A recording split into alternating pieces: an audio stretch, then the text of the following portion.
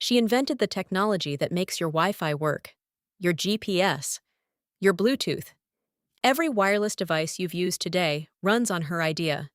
And for 50 years, nobody paid her a single cent. They didn't even acknowledge her name. Meet Hedy Lamarr. In 1942, she filed a patent that should have changed the world. Instead, the Navy called it too complicated, locked it in a drawer, and let it expire. By the time her invention was powering Cold War communications, she was working for royalties she would never see. She was Hollywood's biggest star. She was the woman scientists would one day call a genius. She was the inventor the military took from, and she was, for most of her life, simply the most beautiful woman in the world, as if that was all she was. Let's fix that. Hedwig Eva Maria Kiesler was born on November 9, 1914, in Vienna, Austria. Her father was a bank director, curious, warm, the kind of man who walked his daughter through the city and explained how everything worked. Printing presses, streetcars, machines of every kind. By age 5, Hedy was taking apart her music box just to understand the mechanism inside. Her mind was relentless. It was always looking for the problem underneath the problem. But Vienna in the 1920s was not a place that rewarded curious little girls. So when a film director noticed the teenager's face at 16, the world decided what Hedy Kiesler was for. She studied acting in Berlin. She appeared in films. Then came 1932, and a Czech film called Ecstasy, featuring an unauthorized nude scene that the Catholic Church condemned and that Adolf Hitler personally banned. Overnight, Hedy Kiesler was famous across Europe for all the wrong reasons. And then she made what might have been the worst decision of her life. She married Fritz Mandl. Mandl was one of Austria's wealthiest men, an arms manufacturer, a fascist sympathizer who did business with Mussolini and whose dinner parties were attended by Nazi generals. He was controlling, possessive, and obsessed with Hedy's image, so obsessed that he tried to buy every print of ecstasy off the market to protect what he called his property. She later said, "He was the absolute monarch in his marriage. I was like a doll. I was like a thing, some object of art which had to be guarded and imprisoned, having no mind, no life of its own." But here is where the story turns. Mandl made Hedy accompany him to every business meeting, every dinner, every weapons negotiation. He sat her at tables alongside Nazi officers and munitions experts who discussed torpedoes, guidance systems, radio jamming, the mechanics of war. He thought she wasn't listening. He thought she was just decorative. She was listening to everything. In 1937, she escaped. She drugged a servant, slipped out of the house disguised as a maid, and fled to London. She left behind the wealth, the jewels, the social position. She took the knowledge. In London, she met Louis B. Mayer, the head of MGM Studios. He signed her on the spot and gave her a new name. Hedwig Kiesler became Hedy Lamarr, borrowed from a silent film star. She sailed to America with a new identity and an old secret. Hollywood made her a goddess. Algiers, Samson and Delilah, white cargo. She was on the covers of magazines. Men lined up around the block for her films. The studio marketed her as, simply, the most beautiful woman in the world. She hated it, because while the cameras rolled and the columnists swooned, Hedy Lamarr went home and worked. She set up an inventing table in her house. She sketched designs between takes at the studio. She improved traffic light systems. She developed a tablet that dissolved in water to make a fizzing cola drink, years before anyone made it commercially viable. Her reward?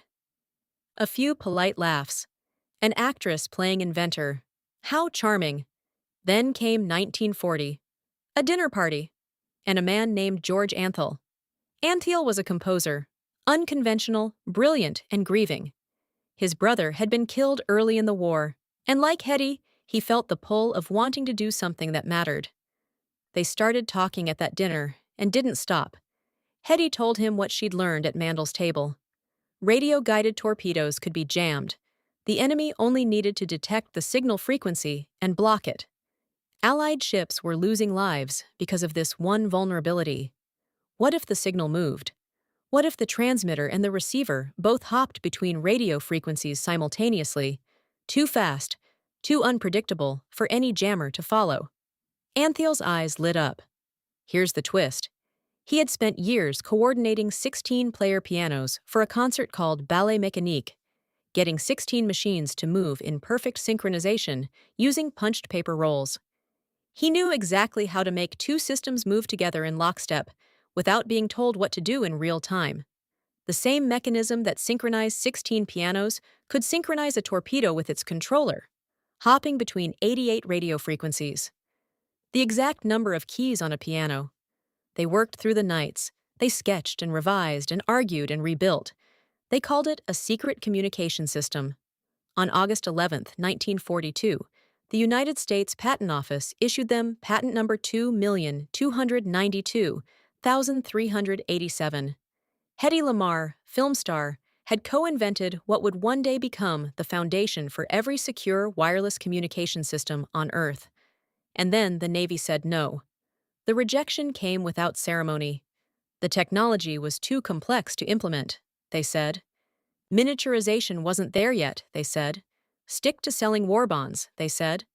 And so she did. She toured the country, sold war bonds, raised millions for the Allied cause. One night alone, she raised $7 million by kissing men who bought bonds. Her patent expired in 1957. Neither she nor Antheil ever received a cent. But the idea didn't die. In 1962, when Soviet ships were blockaded during the Cuban Missile Crisis, the U.S. military deployed communication systems built on frequency hopping. Nobody mentioned Hedy Lamarr. Through the 1980s and 1990s, engineers developing early wireless standards began building on spread spectrum technology, the direct descendant of patent number 2,292,387. The engineers knew the history. They cited the patent. They knew exactly whose idea it was. Nobody told her. Hedy Lamarr spent her later years in near reclusion in Florida. The movies had stopped. The studio system had chewed through her and moved on. She became known, if at all, as a beautiful actress from another era. She filed a lawsuit against a software company that used her name without permission, and won. But even that story was filed under celebrity lawsuit, not Inventor protects her legacy. In 1997, she was 82 years old when the Electronic Frontier Foundation finally gave her a Pioneer Award for her contribution to modern communications. She was the first woman to receive it. She didn't attend the ceremony. When told she had won, she just said, "It's about time." That's it. For an invention that now underlies Wi-Fi, GPS, Bluetooth, and every secure wireless standard in use on Earth today. For an invention worth trillions in economic value. For an invention used to stare down the Soviet Union in a nuclear standoff she never received credit for. Hedy Lamarr died on January 19, 2000. She was 85 years old. 14 years later, she was inducted into the National Inventors Hall of Fame. In 2017, a documentary called Bombshell finally told her story properly. Only then did a wide audience learn that the woman they remembered from Samson and Delilah had been one of the most consequential inventors of the 20th century. She sat at the tables of the men who were building the weapons of war, and she listened. She escaped a gilded prison and carried the knowledge out in her memory. She filed a patent on an idea the world wasn't ready for, and she lived long enough to watch that idea become the backbone of the modern age, and too long to ever benefit from it. She was gorgeous, and she was brilliant, and history chose to remember only one of those things. She was forgotten. Not anymore. Follow for a new forgotten woman every single day.